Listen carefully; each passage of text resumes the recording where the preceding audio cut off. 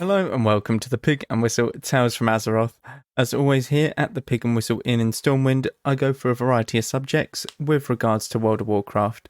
I grab a bottle or a pint, sit back and enjoy. This episode, we're going to be going over the Is It Worth Playing series, the weekly series every midweek, and this episode will be going over the game Stronghold Crusader. Now, this is a game that might not be familiar to anyone. If any of you have heard it, then fair play to you. This is a very old game, kind of along the lines of not the week before, the week before that, a couple of weeks back, of Heroes of Might and Magic 3, that sort of era almost. At this point, it's classed as, I think around early to mid 2000s it was released. Stronghold Crusader essentially is a strategic game like Heroes of Might and Magic 3. The general purpose of the game is to defeat your opponents. That is the very bare bones, basic idea of the game. And what you do essentially is you can pick from a multiple or a vast array of teammates, enemies, whatever you like, and you essentially build up your castle. And this castle can be very in-depth. It can be very much you make, you bring wheat, then you mill the wheat to make flour, you bake it, or you can just pick apples for your, civilians to eat. You know, there's many different ways for your castle to have food income. You can have many different troops, from spearmen to archers to knights to archers on horseback to fire throwers, to absolutely everything, even slingshot flingers. Obviously, the more powerful the unit, the more it takes to make them. You need specific things to make them. So to make a knight, one of the most powerful units in the game, you need armor as well as a sword, as well as 80 gold. Whereas if you just want a spearman, one of the weaker units in the game, all you need to do is make a spear, and they cost 12 gold. They all have their own individual health points and stuff, and they're all a lot weaker to certain things. So crossbowmen can pierce armor, so it's very effective against sort of armored units such as the knight or the Arabian soldier, that kind of thing. So there's a lot of in-depth that you can go into it, but essentially the purpose is you are looking to defeat all of your enemies, and these enemies are from just all over. Essentially, there's iconic figures such as Sultan or Saladin, Richard the Lionheart, Sultan Abdul, I believe. You got a few others in there, but obviously some are going to be a bit or just made up on the spot. But they all have their own castle structures. The UI is actually very good. It has it can be very challenging for those who are not used to being in these strategic games. They will punish you. Obviously, each individual AI and each individual enemy has their own different base, as well as how fast they build up, how intense their gameplay is. Basically, a difficulty level. One of the easiest is being Rat and the Sultan Abdul, going all the way up to, his name is Wolf, is the name, and Richard the Lionheart is kind of the better. Like Richard the Lionheart and Saladin are kind of, midway in between that. So it's very fun. You can have up to 7 enemies. There's 8 people that can be up into a map at one point. You can be against all 7. You yourself can have teammates. You can transfer resources such as wood, stone, iron to your teammates, gold as well, and they can do the same back.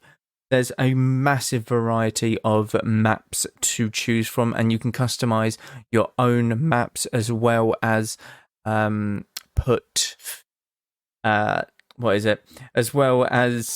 customize your own games. So you can put yourself against 7 rats, or you can put yourself against 7 wolves to really test yourself in a very favorable position, so you're stranded in the middle of the desert, you've got no stone around you, no wood, you have one patch of grass to grow some like apples, that's about it, that kind of thing. So it's really cool. You can have a completely different types of games. You can make your own bases however you want. There is a lot of strategy to it because you want to prioritize who's the biggest threat, who's going to be attacking you first. You want to prioritize, do you want more stone or iron? They will target your resources as well, the AI, so they will start going after your stone. They'll slowly bleed you essentially, so you need to try and figure out how to stop that, how to protect it, etc. It is a very in-depth game, and it does have a story mode technically to it. If you were to download it, there is a campaign, and this campaign is viewed on a board. Essentially, think of a board in front of you, a sort of mountain terrain. I want to say whiteboard, but it isn't. A kind of like a D&D board almost, where you can see everything, and you have 50 different levels that you can progress through, each obviously getting more and more tougher as you progress, but each having their own dynamic on each different map. There's loads of different maps in there. I think there's probably around 50 as well. Some of them might be played on the same map, I'm not sure, but essentially you can progress through it. You can skip certain levels. You can have up to 3 skips at a time. So if you were to skip one level, you simply have to click the chicken icon and it will make a chicken noise to say that you skip that level, and essentially you can go on to the next one, but you have lost a chicken and you will have to complete that level to gain that chicken back. Honestly, it's one of the better games. Is it easy to pick up? I would say it's very easy. You can certainly slow it down a lot. A trick that I've been using is to actually slow the game right down to a very slow pace, because you're looking to put buildings like close to your base. You're looking to do a lot of things, but honestly, I just like a nice structure to the base rather than just throw houses here, there, and everywhere, because it's kind of on just a big grid. So I kind of like it, kind of spaced apart and stuff like that. And then you speed it up when you get to the end game content, like the gameplay itself. So everything's sped up, like food production. Their enemies are also sped up, that kind of thing. It's just speeding up the game, essentially making it 2 times what it would be and 0.5 times what it would be. I would say it's easy to pick up because you can try a lot of practice games, essentially against the easiest opponents or AIs, and then you can go into sort of harder games. You can slowly and gradually work your way up, and you can make your own custom games that, like I said, to really push yourself, give yourself no resources, and yet give the enemies absolutely everything. And you will actually see even someone who is very experienced have a very tough time with dealing with it. Obviously, those who have played for a while know how the AIs play and how they build their castles, etc. So it's a lot easier, but all of them are, like, the game is very, very fun. In all honesty, it's kind of like Heroes in the sense that you can come back to it every now and again and just have fun, in my opinion. If there's a game that isn't really catching your interest lately, you can come back to this, play several levels, and then get back to the game that you wanted to play originally, like World of Warcraft or anything else, like Tina's Wonderland, which we'll be covering in another, Overwatch, Hearthstone, whatever Blizzard game. All of them will cover as well. But I'd say it's very easy to pick up and you can learn it at your own rate. There is multiplayer, but I don't think many people play it, in all honesty, as it is a very old game and it's sort of died out. You can play it on LAN though, so if you want to play against your family, friends, whatever, and you live in the same house, then by all means you're more than welcome to set up a game, and essentially they just have to type in a passcode in order to join the lobby.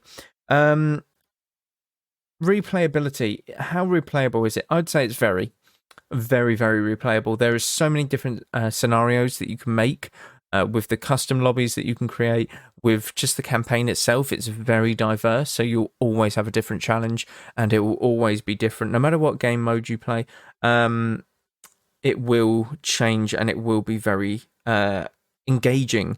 And that's probably the best thing that a game could do, which is be engaging to its audience. And this leads me to the final point, that it is fun. It is very fun. because of how much it engages you, how much it engages your brain. It's like, okay, where do I need to build my defenses? Okay, kind of north of my keep, but that means that they'll go a little bit south, so I need to kind of block this off with some walls, that kind of thing. My archers will be positioned up here. I'll have like small sort of swordsman groups down here so that they can't get past, that kind of thing. You know, there's a lot of strategic thoughts behind every action, and it is constantly evolving, like the game, as you get further and further into the game, essentially. Like the, I want to say round, but the mission. Yeah, the mission is the best way to describe it. So if I had to give it a rating, I would honestly say 7 out of 10. It's a solid 7 out of 10. I base this on the fact that it's a game that I've played for years. I've played it since I started playing World of Warcraft as well, since I can remember.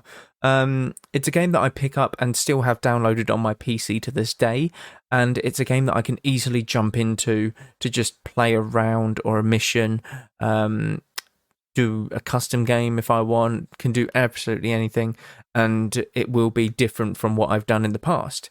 That's the thing. It won't ever be the same, like, game mode. No, not game mode, game. It will never be the same game that I've played in the past. Absolutely never. So yeah, I'd give it a really solid 7 out of 10. I think it's very cheap on Steam. I think it's like a £5, and not even that. Something like that. It might honestly be cheaper, like $3.49 comes to mind in my head, and I'm not too sure. That's British pounds. Actually, it's probably like fucking 10 grand now because of the pound. But yeah, it's very cheap on Steam, and if you're into strategy games, honestly, it's one of the games that I would very much recommend. These games obviously are very cheap if you want to just give a random game, one that is strategic, one that keeps you engaged, one that changes consistently, and one that is actually very fun, because it might look simple, but actually it's quite in-depth when it comes to it. But that is it for this episode. Thank you all very much for listening. Please do check out the Twitch. Massive stuff's happening over there, streaming pretty much every day. Usually around sort of midnight GMT, I go live. But for when this episode comes out, I will be streaming tonight at 7 GMT. So that's 8 CET for Europe. But thank you all very much for listening once again, and go with Valor, friend. Goodbye all.